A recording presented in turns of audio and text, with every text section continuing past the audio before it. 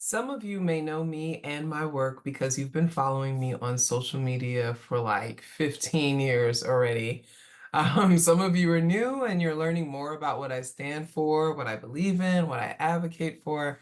I think it's pretty clear that I'm an advocate of freedom and equality and liberation across identity lines, right?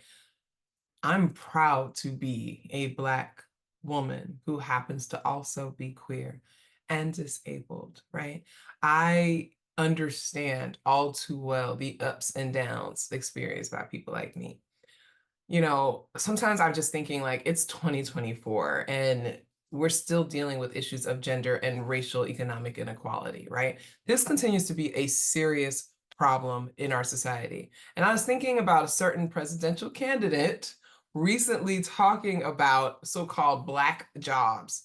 And I had to laugh, especially now looking at what might possibly be another Black job for the person in the highest, office in the land, right?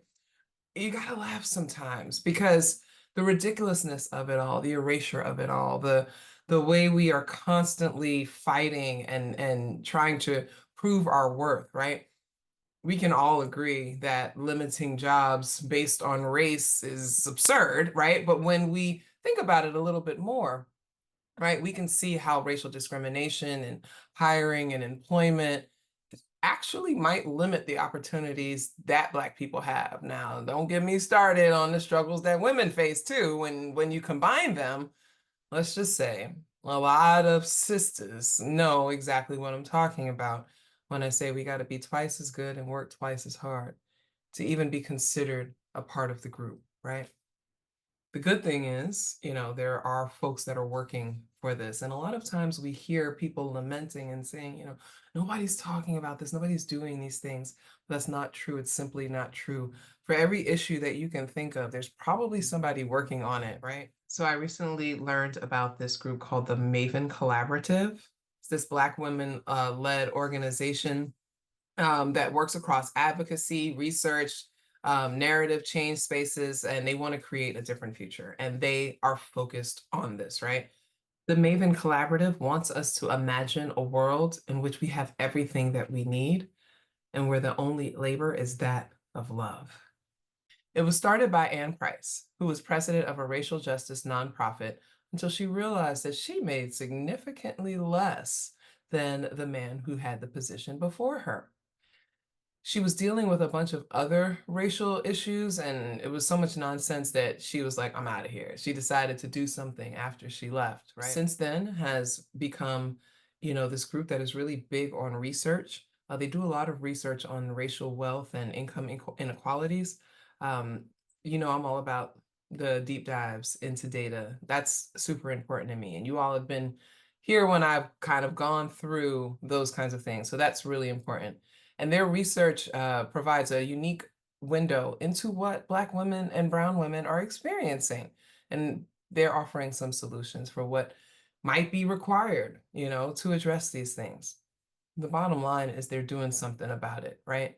They're about advocacy, they center Blackness, and this was an intentional thing, right? Um, all of the leadership is not Black women, but they center the experiences of Black women, right? They want to shape the public discourse by doing this. And the idea that if things are improved for Black women, they are improved for everyone, right? Um, we can't come up with solutions if we don't get to the roots of the problem. And I think that that's one of the things that I liked when I heard, what they were doing. I can get behind that. They're tackling queer phobia, racism, sexism, ageism, all of these things that limit our opportunities to do what we want to do, right? If we are supposed to be citizens that are, granted the right to pursue happiness, then why are there all these obstacles in the way? I don't know about you, but I'm kind of inspired by this kind of work, you know what I mean? And I'm trying to be down. I remember a job that I had where I found out I was making less than my male colleague, and we were doing the exact same job. We both had the same degrees. I even actually had more actual work experience, right? And I found out that he was making more money. And the only way I found this out is because we were talking about something that led to us discussing this. I don't know if you've ever worked in a company that, tries to discourage you from talking about salary, but one of the reasons they do that is because they know that there are discrepancies in your income and your salary, and it's not right. And when you start looking at along racial lines, gender lines, when you are a woman who is not white, you're dealing with double issues, okay? And it's just wrong. Um, I've been thinking a lot about academia, right? And the disparities there. I recently got my doctorate and I want to teach. I love being in the classroom. But I'm also thinking about, the fact that Black women are just 4% of faculty in colleges and universities across the country. And we have less than 2% tenured professors. Okay. That's ridiculous. Like, think about it again. Black women are 4% of professors and less than 2% of tenured professors. And I remember reading when the Boston University faculty were speaking up, out of 700 faculty, only seven were Black women, and that was 1%. When you think about things like that, it's really disheartening, but it's like we still have to keep fighting. And I'm really appreciative of groups like the Maven Collective, and I'm glad that, I've been able to learn more about them and collaborate with them because I really want you to look into what they're doing. We know that our worth is inherent. We are bound to each other by human connection. We are more than what capitalism determines our value, especially, when capitalism relies on sexism and racism to thrive. Like, we are more than that.